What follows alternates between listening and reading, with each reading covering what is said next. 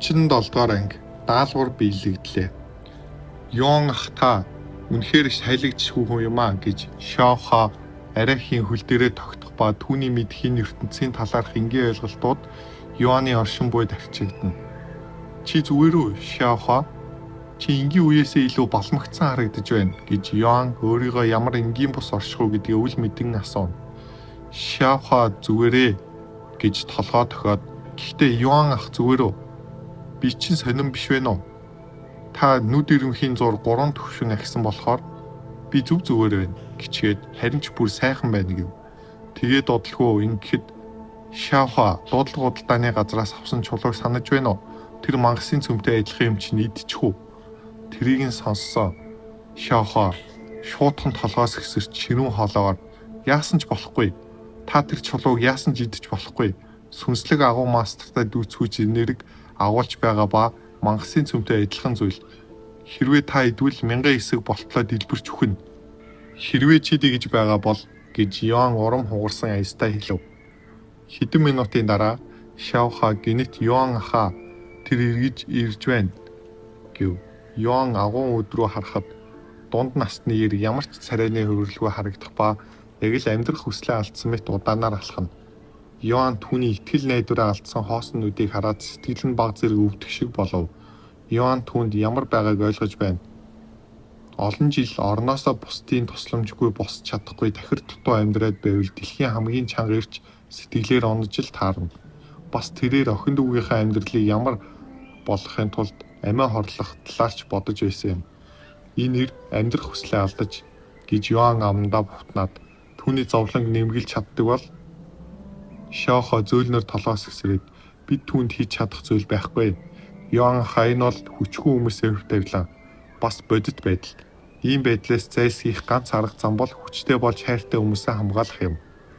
Юан хэлэх үггүй болж тэрээр хүмүүс яагаад тэгтлээ хүчтэй болохыг хүсдгийг ойлгож эхлэв. Хэрвээ хүчгүй бол энэ ир шиг өөрийн хайртай хүнийгнээ өөрөөсөө хүчтэй хүмүүс болон бусад зүйлс алдна. Юаны сэтгэлд 50 амьдралаа хамгаалахын төлөө хүчтэй болох хүсэл төрж эхлэв. Чи энд байжээ гэж дунд насны эрэгтэй Юаны өмнө зогсов. Танд эмгэнэл илэрхийлье. Хэрвээ би арай эрт ирсэн бол гэд Юан санаа алдав. Дунд насны эр толгоос гисрээ зөөлнөр үгүй энэ бүхэн миний буруу. Хэрвээ би түүнийг ийм аюултай газар дагуулж ирж урмал түүх гэж ирээгүй бол гэхдээ ядуу бидэнд ингэж амьдрахаас өөр арга байхгүй. Хуурч чөтгөрийн аалзны агууд оруулсан дуучлаараа гэд өвдөг дээрээс хөрөн урд нь мөхөр мөргөв. Та уучлал гуйх хэрэггүй таныг хүчилсэн учраас тэгсэн болохоор би ч тантай адилхан тэгэх байсан гэд Юан дунд насны эрийг босгов. Тийм бол чөтгөрийн аалзыг алж миний охины өшөөг авсан талархмаар байна гэд хармаагаа ухаж солонгон 7 өнгийн ургамал гаргаж ирэв. Юан ха энэ 7 өнгөт ургамал байна гэж Шаоха сэтгэл хөдлсөн янзаар хэлв. Энэ үнэтэй юу гэж Юан асуув. 7 өнгөт ургамал бол яг хаана ургадгийг мэдэгддэггүй нилээд маш ховор ургамал. Ихэнх хүмүүс амьдралдаа харж чаддгүй юм. Ийм нандин зүйлийг өгөхдөө итгэлтэй байна уу гэж Юан дунд насны ирээс асуув.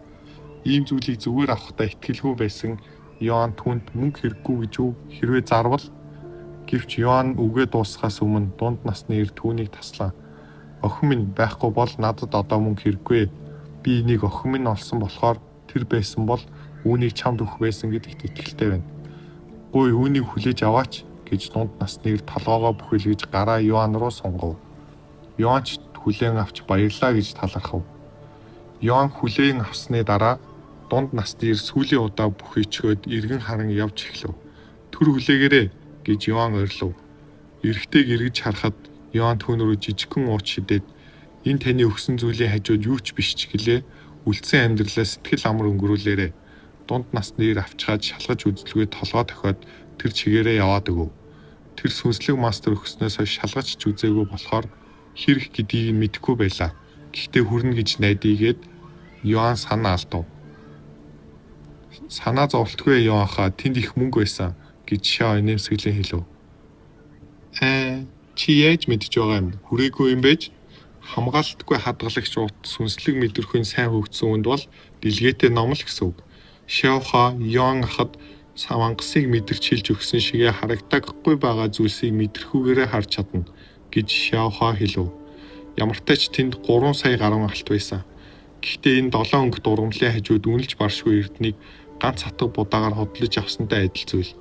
Энэ тийм үнэтэй юм уу гэж ургамал руу харав. 7 өнгөт ургамал, 7 дугаар шатны эмийн ургамал, 7 дугаар шат Шяо хаан надад өгсөн сүнс хүчрхжүүлэгч үрэл 3 дугаар шатных байсан гэж уулга алдав. Удалгүй түүний өмнө мэдэгдэл гарч ирэв. Та үл таних эрийн хүсэл даалгаврыг биелүүллээ. Та нэг ширхгийг 7 өнгөт ургамлаар шагнууллаа. Нэр хүнд 10-аар нэмэгдлээ. Мүүчинг таны хамтрагчид нэмэгдлээ. Мүүчинг хамтрагчийн төвшин нэмэгдэж танилуд боллоо. Баяр хүргэе. Таны хамтрагчийн төвшний хамтрал танд Мүүчигийн сайшаал нөлөөлөл нэмэгдлээ. 38 дугаар анги. Нисдэг сэлэм. Мүүчинг сайшаал саяны эрэхтэй юм уу гэж хэсэг бодолд оров. Мүүчигийн сайшаал танд тодорхой бус үйл явдал тохиолдоно. Энэ юу гэж нэ вэ гэж тэрхүү тайлбарт нь улам толгой нэр. Муузаугийн талархал түүний хүчийг нэмж байхад харин тодорхой бус мэдээллээс өөр зүйл байсангүй. Бүгд Мозогийн талархал шиг нөлөөтэй биш юм шиг байна гэж Юан дотроо бодов. Шаоха би сүнслэг дайчин мангасыг ялсан юм чи одоо өөрийн төвшөндөө дүүцгэс мангастаа тулдаж болох уу гэж Юан байж байгаад асуув. Гэхдээ сүнслэг дайчин төвшний мангасууд энэ хэвээр байдгүй юм. Саяны чөтгөрийн аал онцгой тохиолдол байх. Хэрв Юан ах сүнслэг дайчин мангастаа тулдмаар байвал өмнө зүгт байгаа нийл ягаан хулсан ойд очих хэрэгтэй. Тэндээс бид 1-3 төвшний сүнслэг дайчин мангасууд олох боломжтой. Хэр хол юм гэж Юан асуув. Хэдэн мянган милийн цаана гэж хариулна.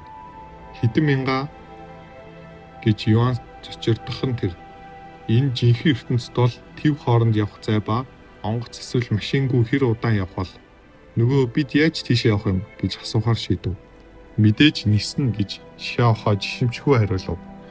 Юан ах гүмээр байл бид олон хоног болох бах. Хүлээ чи сая ниснэ гэсэн үү? Чи нисэж чаддаг юм уу гэж Юан алмаарч асуув.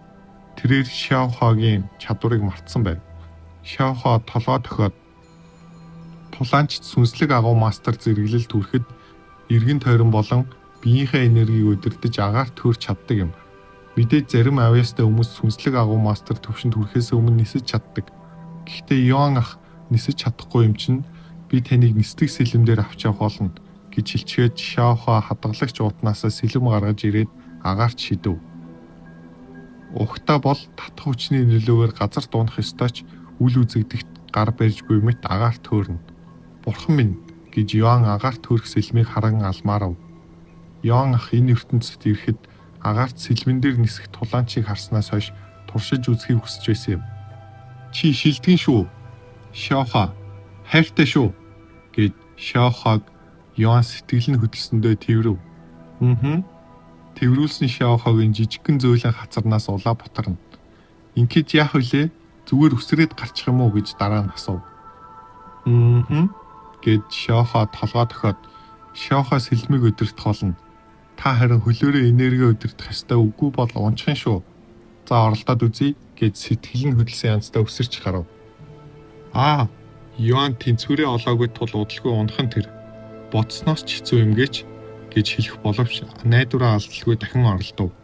Олон удаа бөхсөөрөө газар унсны эцэст нэгэн тэнцвэрээ олж эхлэв. Хараач би тогтож байна гэж Юан уналгүй минут болцоход баярлангуй хэлв. Тэрийг нь Шаохо хараад одоо би хөдөлгөж эхлэх учраас тогтохыг хичээгээрэй. Удаанаар хөдөлгөөрэй гэж Юан хурдхан сануулв. Сэлэмж удаанаар хөдөлж эхлэв. Би чад Юан баяраа тэмдэглэх гэж байтал ахаад л бөхсөөрөө газар унахын тэр. Санаа зовлтгүй Юанха та удахгүй засчихна гэж Шаохо түүнийг зоригжуулв. Олон цаг оролцсны эцэст Юан 100 миль хурданд тогтож эхлэх ба тэрээр илүү хурдлахад Юан дорлохноо унаж байв. Өдрийн төгсгөлд Юан эцэст нь 300 миль хурданд тогтож чаддаг болсон байв. Шаохо би гарах боллоо. Эргэж ирээд хамтдаа нийл ягаан хулсаа өрөө явцгаая гэж хэлв. Шаохо толгой дохиод зүйлт рүү ороход Юан тоглоомноос гарав. Тоглоомноос гараад удалгүй түүний өрөөг чиглэн зөөлөн хөлийн чимээ сонсогдох ба түүнийг Юроу гэж шуудхан мэдв. Өрөөний хаалга нэгдэхэд Юроугийн зөөлөн хоолой сонсогдно. Танд өчигдрийн анхаарал тавьж чадаагүй дуучлаарай. Уучлал гуйх шаардлагагүй, чи ч гэсэн амрах хэрэгтэй. Ингээд чи зүгээр үү? Би үйлчлэгчээс чамайг аав ээжтэй ярилцаж байгааг сонссон гэж Йоан түүнд хэлв. Хаа гэж сэтгэлээр унсан байдалтай инээгээд ярилцсан гэхээсээ илүү загнуулсан гэсэн дээрх. Чи загнуулсан.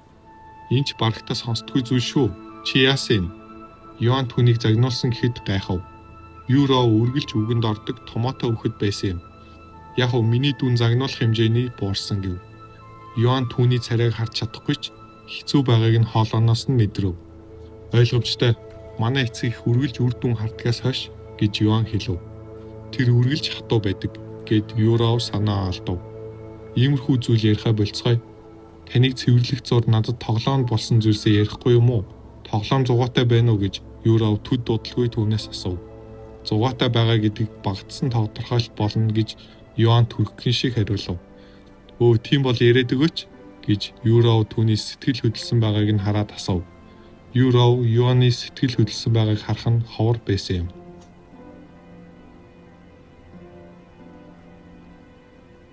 Гучин 9-р анги тоглогчийн аллаг. Саяхан олон жил идээгүй шөлнөөс өөр зүйлс идсэн гэж Йоан Юрод идсэн амттай зүйлээ ярьж өгөв. Би бүх мөнгөө өрсөн ч хэлээ харамсахгүй байгаа. Бас чамд гэж хэлгээд тоглоом дотор юм идэхэд бодит ертөнцид идэж байгаагаас ялгаагүй юм билээ. Бүх амттайд болон амтлагчийг амталж чадаж байсан. Ийм л зүйл хийгээё. Зөвхөн хоол идсэн юм уу гэж инээгээд таны төвшөө юу болж байна? Тоглоомын гол зорилго биш үлээ. Хэр явсан? Бусдаагаа харьцуулахад хэр явж байгаагаа мэдэхгүй байна. Гэхдээ их давгүй явж байгаа шүү. Түүнийг сонссон Юро ихэнх тоглогчд 9-р төвшний сүнслэг шав болчихсон. Тайл төвшөнд байна. Юу тэд дөнгөж 9-р төвшөнд хүрч байгаа юм уу? Яагаад ийм удаан байгаа юм бол тэгэхээр би шилтгэн гэсэн үг үү гэж бодолд оров. Нөгөө 4-р төвшин гэж удалгүй хариулах ба дараа нь гинтийн бэлэг барихын тулд албаар сүнслэг дайчин гих хэсгийг хэлээгүй юм. Дөнгөж 4 гэж үү? Та хэрэг залхуураад байгаа юм хаа? Энэ байдлаараа би таныг 7 хоногийн дараа хэлсэн гэхэд гүйцэх юм байна. Тэр зэрэглэл үнэхээр хамаатай гэж үү? Тэрэнгүүгээр тоглож болохгүй гэсэн үг биш шүү дээ. Гэж яагаад хүмүүсийг тэгтлээ хүчтэй болох гээд байгааг ойлгохгүй л байв. Бас бясалгал хийх их цаг авдаг. Зүгээр амьсгаа аваад суухыг хөйтгартай гэж Йоан хэлв. Тэр үнэн ч гэлээ хүчгүй бол бусад тоглогч болон тоглогч биш дөрүүд дээрлэхүүлнэ шүү дээ. Зөвхөн хүчтэй намд үлдэн гэсэн логик энэ тоглоомын ертөнцид гүн суугдсан ухагтхан. Хэрв хүчгүй бол тоглох нь байтугай амьд үлдэж чадахгүй. Бас тоглогчид бисээ алж дээрэмдэж байгаа. Энэ сүүлийн үед их алдартай болоод байгаа гэж Юро түнд хэлв. Тоглогч алхаа ядаргаатай юм бэ гэд толгоос хэсрээ дотроо жаахан л уурлуулахад алах гэж оролдох солиотой тоглогч биш дүрээс гадна тоглогчид хүртэл нэмэгдэхэд чиж байгаа юм уу? Яагаад бүгдээрээ 50 100-аатай тоглож болохгүй гэж? Яагаад тийм сайхан ертөнцийг цус болон цогцоор бузарлана вэ гэж үү? Энэ бол тоглоомын гол утга учир. Та бусдад садаа болохгүй байлаач бусад танд төвөг удах нь л болно. Тиймээс та хүчтэй болох ёстой. Би таныг бусдад дээрлэхүүлэхийг хармааргүй байна. Түүний өөрийг нь гэсэн тэр үгэнд Йоан инээмсэглээд санаа зовлтгүй Юро. Би хинт ч дээрлэхүүлэхгүй бас чамайг дээрлэхүүлэхгүй. Хэрвээ тэд чам жаахан л төвөг удах юм бол би тэднийг өршөөлгүй цавчиж хаях болно. Юро тэрийг сонсчоод инээгээд хин нэгнийг цавчиж эхлэхээс өмнө төвшингээ ахивал тэгвэл би зөвхөн чиний төлөө төвшингээ нэмэх болно гэж Йоан хэлв. Хэсэг хугацааны дараа Юро Йоанг цэвэрлэж бас хооллож дуусчаад намайг явахаас өмнө хэлэх зүйл байна уу? Нэг зүйл байна гэд гүн амьсгаа авчгаад үргэлжлүүлэн баярлаа бас сайхан амраарай. Сайхан амраараа хаа. Тантай тоглохоос тэсээ ад өглөөж бай гэж хилчгээд өрөөнөөс гарч яв. Юро гарч яваад дуудлаггүй Йоан унтаад өгөв. Тэр үеэр Юро интернетээс тоглоомын талаар сүүлийн үеийн мэдээг харна. Ахаад л тоглогч Йоан уу? Тэр ч их алдартай юм аа. Өөрийн гэсэн булантай болчихдог гэж зөвхөн тоглогч Йоаны талаар бичсэн хэсэг рүү оров. Тоглогч Йоан анхны сая гарan алт цуглуулсан тоглогч болсон. Тэр нь одоогийн ханшаар 10 сая доллар. Тоглогч Йоан одоогоор эд хөрөнгөөр тэргүүлэгчдийн жагсаалтанд байгаа ганц тоглогч. Тоглогч Йоан чөтгөрийн аалзыг устгасан анхны тоглогч. Тоглогч Йоан ганцаараа чөтгөрийн аалзны чимээгүй агууг ганцаараа цэвэрлээ зогсохгүй анхны тоглогч боллоо. Тоглогч Йоан гэж яг хий юм бэ? Энд дарж үзсэн үү? Тоглогч Йоаны жинхэнэ дүр төрхийн талаарх шилдэг 10 онол. өөр нэгэн тоглогч Юаныг харсан гэж зарлалаа. Тэнд тоглогч Юаны талаар 100 нэмэх мэдээлэл байсан ба Юров бүгдийг нь уншина гэвэл бүтэн шөнө болохоор байв. Энэ Юан гэх тоглогчийн нэр хүнд бусад тоглогчид түүнийг дагаж дүрэтл өсчээ. Түүний талаарх асуултууд тоолж баршгүй олон юм. Би түүнтэй ямар нэгэн байдлаар уулзуулчих гоё доо. Бүтэн цаг интернет тухаж байгаад Юров унтахаар хэвтэв.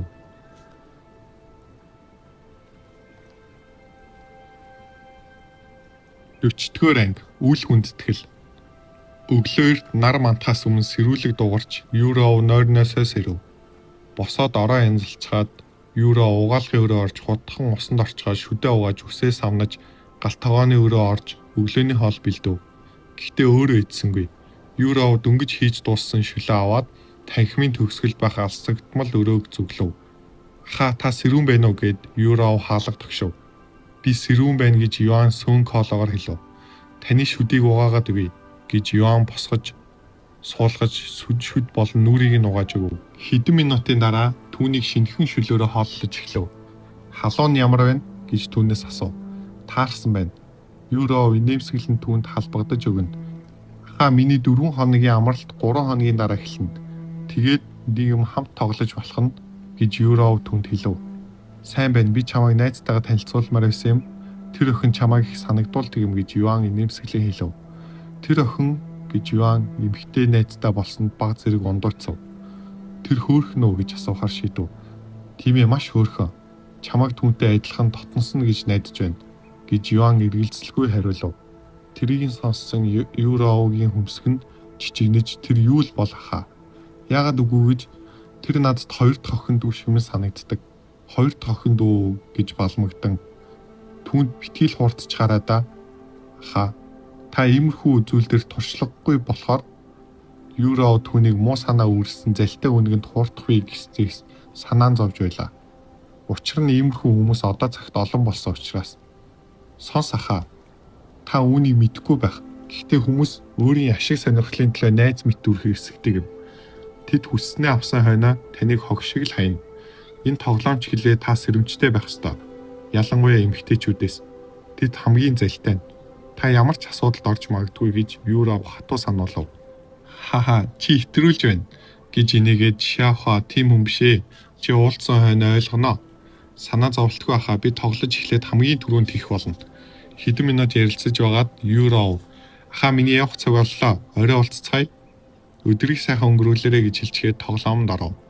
Юров өрөөнөөс гараад өөр хүний бэлдсэн өглөөний цайгаа уухаар яв. Залуу хаа өнөөдрийн өглөөний цайнд гээд үйлчлэгчийн хувцас өмссөн дунд насны эмэгтэй түүнд тайлбарлаж эхлэв. Юров идэж дуусны дараа үйлчлэгч түүнд машин бэлэн боллоо залуу хаа. Юров дончтой гэгч намаа алчуураар арчаад толгой тохив. Юров өөр үйлчлэгч үдэж гаргасны дараа нэг үйлчлэгч хаа залуу хаа яагаад хайрын цагаа тэр тахир дотоод үрээд байдаг юм болоо? Түүний дүн муудсан гэж сонссон. Тэр тахир дутуугаас болж дутуу нойртой яваад байгаах гэж нэг үйлчлэгч нь шаналсан янзтай санаа алдна. Бидэнд хийж чадах зүйл байхгүй. Залуу охоо түүнийг өөрөө асарна гэж зөрүүдлээд бүр биднийг зөвшөөрөлгүй тэр өрөөнд ойртож болохгүй гэсэн гэж нөгөө үйлчлэгч нь хэлв. Яагаад тэгтлээ түүнд санаа тавиад байгаа юм бол түүнд тэр тахир дутуу биеэрээ юм хийж өгч чадна гэж бодохгүй л байна шүү. Би хуучин зарцснараас сонссон юм. Залуу эзэн эрүүл саруул биетэй байсан гэж. Өнгөрсөн зүйлс одоо хамаатай гэж үү? Одоо бас ирээдүйд тахир дутуу чигээрээ байхаас хойш залуу авахаа юу бодож яваг ойлгохгүй юм. Тэр өөрийн үзэсгэлэн гоо бас байр суурьаараа олон залуусыг татаж чадах байтал хизээч үхэж магадгүй тахир дутуу цаг заваа үржил байдаг. Чи амаа мэдэрээ хэрвээ залуу авахаа сонсчвол ажлаа алдах нь бол энүүхэн шүү. Гэрийн үйлчлэгчид түүнийг араар нь муулах зуур Юан үүлдээ зэрэгцэн нисэж байв. Үүхүү энэ чинь л байхгүй юу гэж сэтгэл хөөрсөндөө ориллоо. Болгоомжтой Юан хаа хэрвээ та энерги удирдлагаа алдвал доош унана шүү гэж Шаохо түүний гараас анхааруулна. Сэлэм ашиглаж нисэж буй Юаныг бодвол Шаохо юунд ч ашиглалгүй агаарт нисэж байв. Хүмүүс ийм зүйл ашиглаж болох байтал яагаад алхаад байдгийг ойлгохгүй юм. Хэрэг би нисч чаддагдаг болбол хаасайгүй ниснэ. Гудамжинд ч бас удаан нисвэл их ядардаг. Бас их энерги зарцуулдаг юм. Ихэнх хүмүүс асуудалд орж магадгүй гэж энерги нөөдөг юм. Энд сүнслэг агуу мастер төвшөнд хүрсэн хүмүүс ховор учир нисэж буй хүнтэй ховор таарлтна гэж Шяохо түүнд тайлбарлав. Ойлголоо. Хэр удаж байж зорьсон газараа хүрэх вэ гэж Юан асуув. Бид хэдэн цагийн дараа хүрчих нь. Гэхдээ бид төр зур амс хийх хэрэгтэй. Та сэлмэн дээр удаан тогтож чадахгүй болохоор болж байна гэж Юан толгой төхөв.